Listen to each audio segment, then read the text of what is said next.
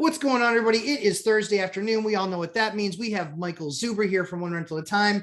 Mike, that first one was a lot of fun, talking about all the lessons, the top 3 lessons and takeaways that we had from 21. I want to take the focus from the rear view mirror, because after all, the rear view mirror is only a 36th of your windscreen. Yeah. So we want to be looking forward, because that's 35 out of 36 parts of that windshield. So we want to be looking forward. Top 3 things in 22 that you're looking forward to. What is your top thing you're looking forward to in 22?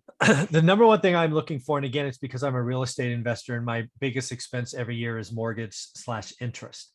I want to see if Jerome Powell is going to be Paul Volcker or he's going to be Alan Greenspan. What do I mean by that? Yeah. You don't know who Paul Volcker is, type it in Google, look it up. He's the guy that broke inflation in the 80s. How did he break it? He doubled rates in a 3 or 4 year period. So will Jerome Powell double rates? Because again, people that don't appreciate what I'm talking about, they hear Paul Volcker and they go, we're never going to see rates at 16%. No kidding, Jack Weasel. I didn't say that. What I said is Paul Volcker doubled rates. So could we see rates go from 3 to 6? Yeah. The answer is, unfortunately, we could. Absolutely. Do I think it's likely? No, but if it happened, so the first thing is Jerome Powell going to have a little Paul Volcker backbone and actually follow through with this threat to crush inflation? Because why is that a problem? Well, that means he may not do 3 rate hikes. He may do 4. He may not only do a quarter. I still think he does a half the first time, right? And again, all of these rates at the Fed funds rate affects the 10-year treasury. The 10-year treasury affects mortgage rates. And pretty soon we're in the 4s. That's going to have an impact on transactions. It'll have an impact on slowing prices. I see a housing slowdown. Could a market accident happen and Jerome Powell has to take rates up really fast? Maybe. So the big thing I'm watching for in 2022 is how like Paul Volcker. The other answer is he could be Greenspan. Alan Greenspan, my opinion, was the great talker of the Fed that did nothing. Greenspan could move the market with his words, and he never really did much. So is Jerome Powell going to say a bunch of stuff and then not do anything a la Greenspan? Or is he going to say something and follow through like Volcker? And again, Volcker didn't care. Volcker caused a recession, folks. He had to. Inflation had to. I mean, it was the only outcome. So that's the number one thing. Is Jerome Powell going to be Alan Greenspan and just talk, or is he going to be Paul Volcker and do? That's the number one for me. Cool. Number one for me is I believe that there are going to be even more crisis videos on YouTube. Yeah, I think, well, here's the deal. A lot of people that do real estate information, I don't know why people don't get this. They make their money from ads, right? Like they are paying their mortgage, or in one guy's case, paying his rent with ads. You and I live a really good life. We don't even know what happens on YouTube. I live my life. I replace 2 6-figure incomes because of my real estate portfolio. I'm good, folks. Yeah. I don't need to create the catchiest video title with the faces to get you to click on it. Right? These people are begging for $5 are you kidding me? I'm never going to ask for $5. Are you kidding me? Yeah. Right. If we're going to do something, it's going to be for charity. We're going to give $2,000 of my money away first before we do something else. We're going to put $5,000 to help you do 500 deals, right? I'm going to invest in you, not these freaking people begging. Oh, it just drives me insane. Yeah. So my takeaway for my belief in 2022 is I believe there are going to be even more crash videos. Oh, stupid. With even less data, but exactly. But not to worry, because I have partnered with a data scientist. Ooh, nice. To tear it apart and see if we might be wrong. Yeah. Hey, I'm open to being wrong. Hey, if you scream crash for the rest of your life, you will eventually be right. That's right. AKA Schiff. Yes, Peter Schiff. You were right twice in 40 years that gold was the right answer. Exactly. Wow, gold really moved this year. Told you. Crazy. Oh, you want to talk about crazy thing? I actually bought 100 ounces of silver today. I haven't bought silver in 5 years. I just bought 100 ounces. $22, $23 an ounce? I paid 27 because it's already whatever. I think it's 23 and a half this morning, I think. But again, it's the end of the year. I have this little pile of money that I didn't know what to do with. And I said, yeah, I'll go buy 100 ounces of silver. So Love it. funny that, Is yeah, it you know, physical? Yes. of course. Oh, I'm not buying it. Freaking, you think I'm going to buy an ETF? Are you freaking kidding me? No, that thing's going to be dropped off of my house and I'm going to go put it somewhere in a safety deposit account or somewhere. Yeah, no, I'm ETF. Freaking, you're going to think I'm going to buy the SLV or whatever that ETF Isn't that crazy though? People are like, well, yeah, I've got silver. No, you don't. No, You don't.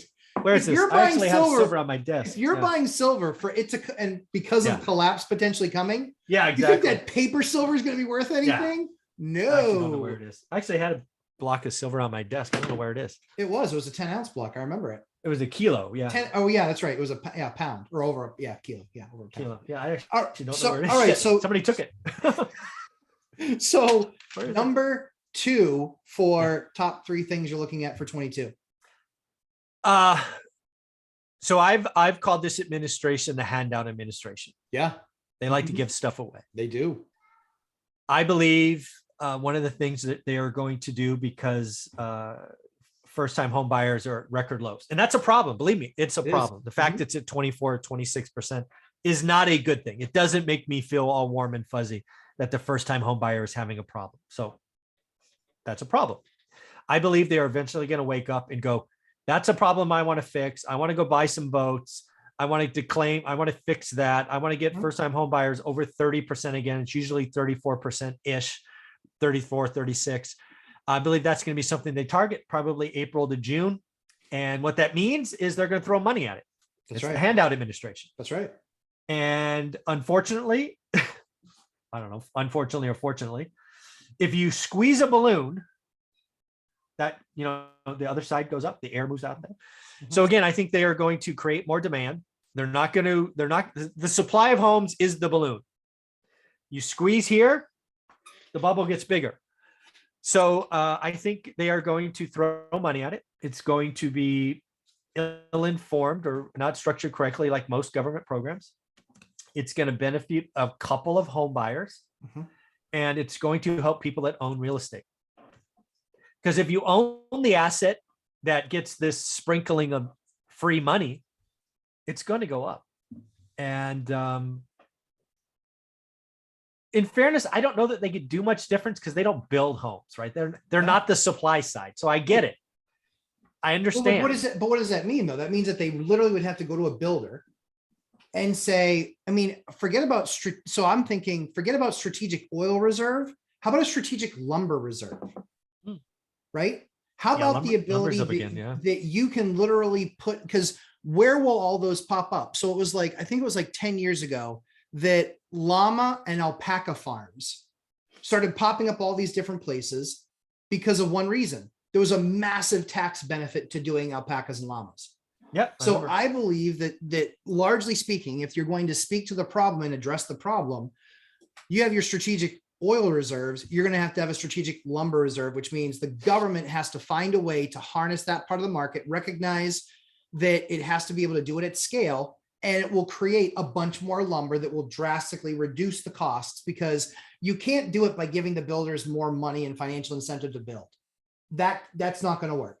You need to fix the problem that they have. If you're listening, Washington, Yeah. you need to fix the problem that they have, which is the supplies and the labor. Mhm. Labor, H-1B visas where they can train people, legal immigration, set it up right, dummies. Number 2 is the strategic reserve of lumber, having those assets. And that is what it becomes, is it becomes an asset that then they don't have to worry about all the dead days that they're going to have on their projects, because anything that they order, anything that they need, so long as they did it 2 or 3 weeks in advance, it's going to be there and there's not going to be that delay.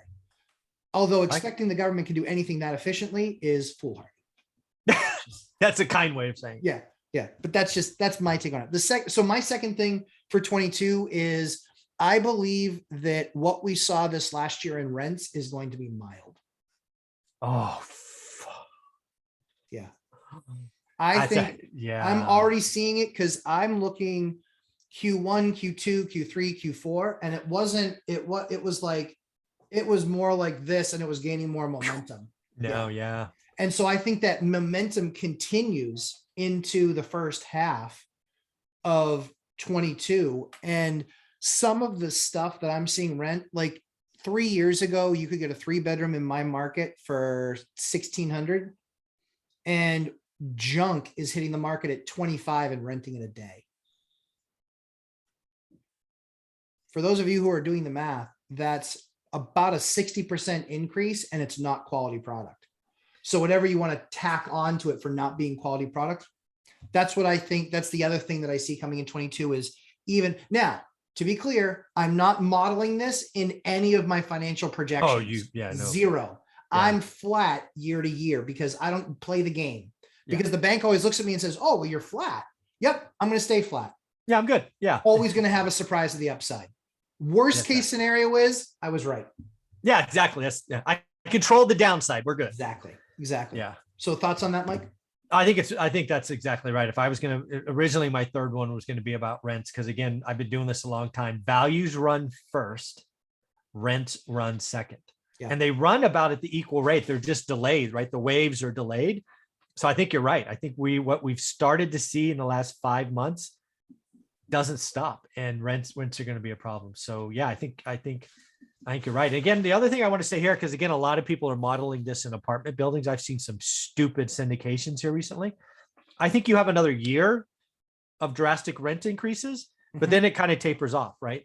If you were going to model 3, 4, 5% in 2022, I could see that. But if you model that out in 23 and 24 and 25, it doesn't hold water, because the capacity to pay isn't there. So rent's got to stop. But I do think, again, the delay, I think values ran in 21. I think rent runs in 2022. And yeah, I think what will happen is those people that are able to afford those bigger rents, higher DTI, right? Debt to income. I think what happens is the giveaway administration puts something into place that allows people to get the down payment that they need. And then it's easy justification, because then they say, well, I'm paying $2,100 a month in my rent.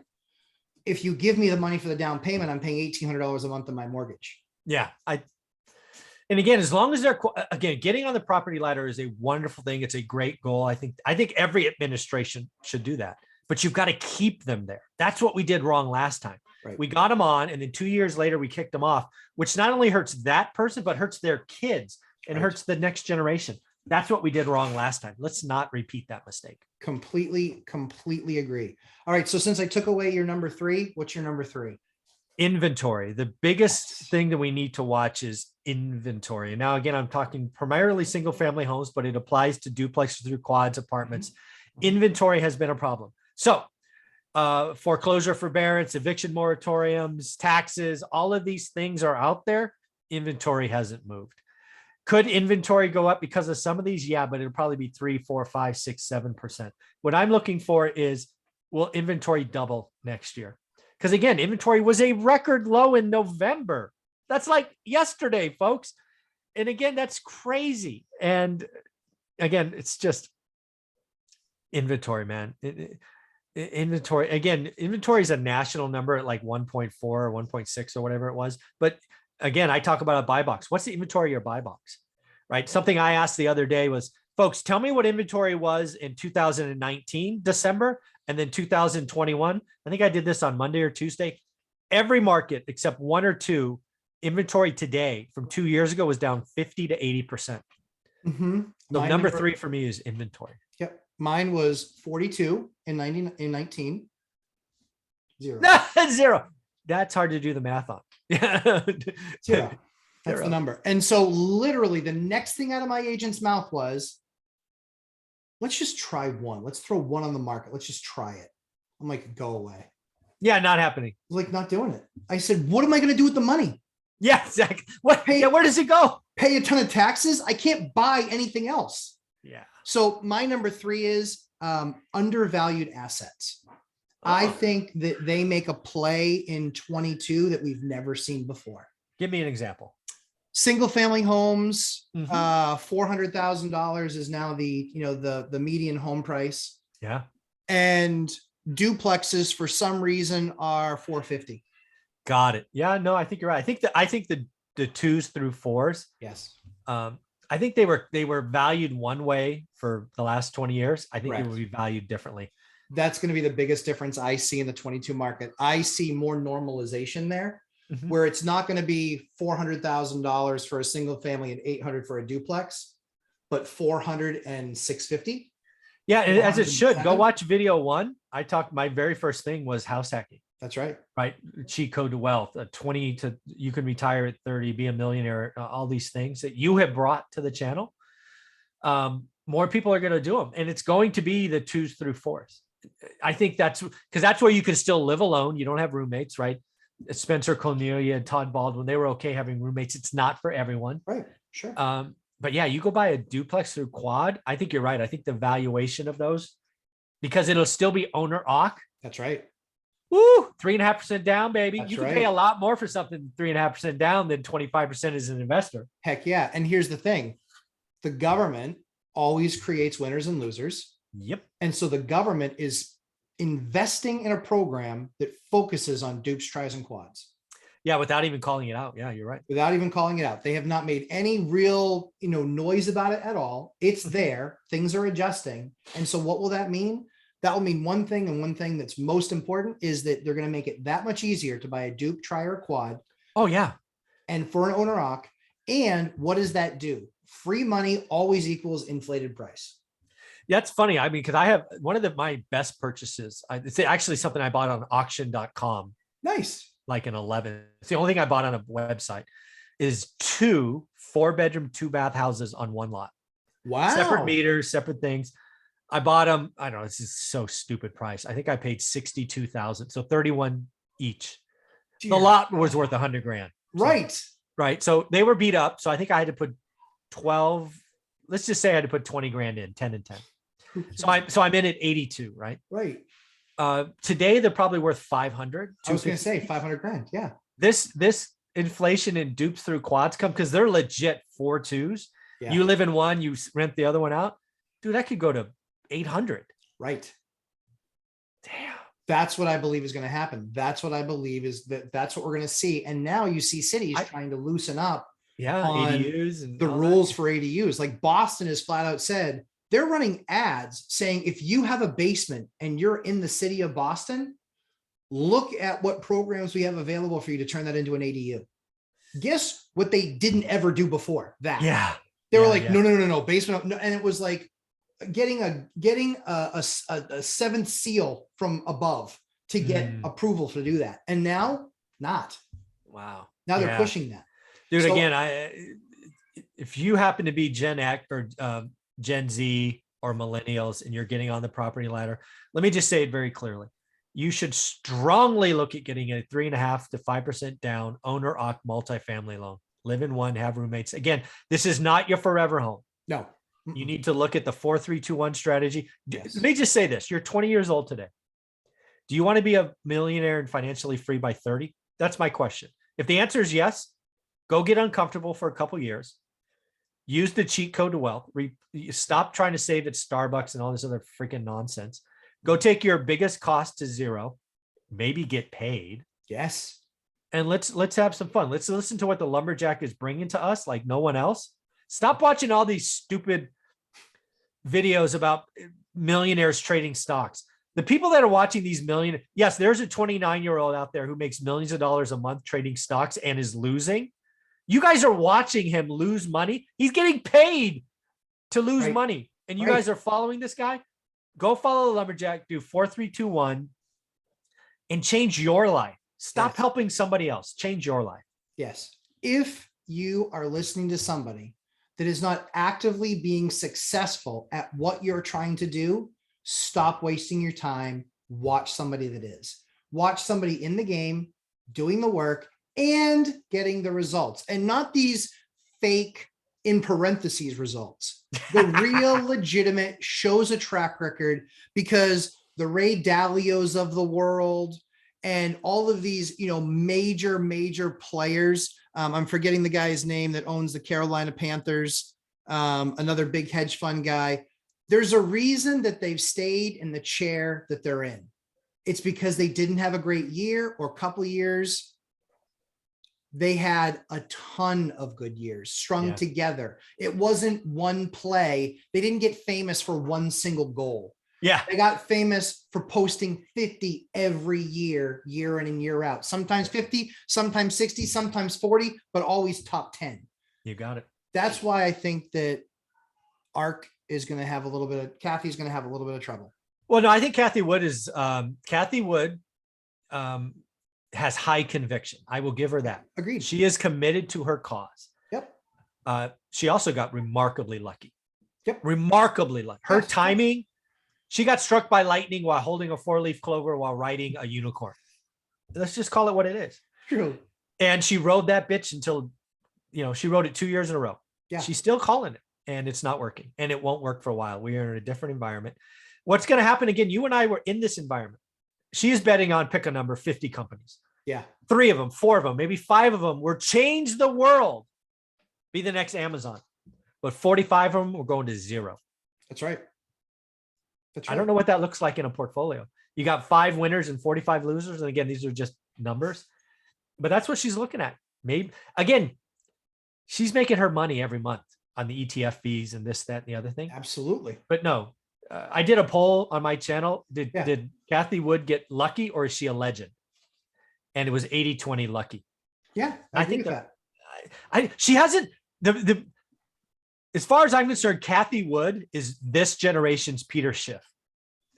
Peter Schiff annoys me because he's been saying buy gold for 20 years. Buy gold has worked twice in my 21 years. Right. Peter Schiff has never changed. And guess what he says today? Buy gold. Fucking guy never changes. Yeah. Kathy Wood is this generation. She just happened to catch her first year. Yeah. Buy Tesla. Yeah. Buy Tesla. Buy this. Buy that. In an environment where the Fed raised everything, and most of her companies don't make money. Right. Guess what companies got a high? You can issue a lot of debt at 0%. So anyways, I think Kathy got remarkably lucky. I think Kathy's biggest mistake is she's not pivoting. And again, her sales pitch is awesome. I got a 5-year window, baby. I'll take the loss now. I'll win later. Deflation is coming, blah, blah, blah. Kathy, people that are investing with you are getting smoked. Yeah. Her ETF is what, 160 down to like 75? I know it doesn't affect her at all. Right. She's making her money. She still gets quoted on this, that, the other thing. So again, folks, I want to know somebody that moves around. I was buying, I sold because stuff got expensive. That's right. You don't, I'm just going to say it again. Don't be Peter Schiff. And I think Kathy Wood's being Peter Schiff, my opinion. Yeah, completely agree. Mike, where can everybody find you, my friend? One Rental at a Time is my brand. You can find a website, Instagram, YouTube, books, course, all that good stuff. It's all there. And Saturday morning live streams. Guys, we always spend a ton of time creating great content for you. Please subscribe. Please hit the like button. We'll continue to put great content in front of you on a consistent basis. Mr. and Mrs. Lumberjack show for couples, 8 p.m. Eastern time every Thursday, where we take couples questions on real estate investing. If you're trying to get that spouse on board, and that spouse can be any side of the relationship, let's be clear. It's always one person's a driver and one person's dragging. You would be amazed at the amount of rocket fuel you can put on your strategy when you can get your spouse on board. So we're there to answer questions. Mike, I know you attended. Yep. Right? No, that is the conversation I always wish I could have. But Olivia is just like, I'm not getting on YouTube. Are you freaking kidding me? So I'm glad Ashley stepped up. You really are helping people. Appreciate that. Yeah, it's awesome. So guys, 8:00 p.m. Eastern time every Thursday, Lumberjack Landlord. We are there, and we always post to Lumberjack Landlord on Instagram, as well as Lumberjack Landlord in the Three Amigos of FI, Financial Independence. That's a Facebook group that we have there. And if you're lucky enough and smart enough to have made the investment in One Rental at a Time Works, which is Mike Zuber's course that has over 90 hours of content in it that will blow your mind when it comes to all the different things you can think about real estate. That course is going up. It's going up actually tomorrow, right, Mike? Yep, tomorrow. Yeah. Yeah, tomorrow the price goes up. Last chance. We'll have this live today, so you make sure you have notice. Make the investment yourself. If you want a different year in 22, you need to do different things than you did in 21. So, Mike, thanks so much, my friend. We'll look forward to short segment number 3. You got it. Take care.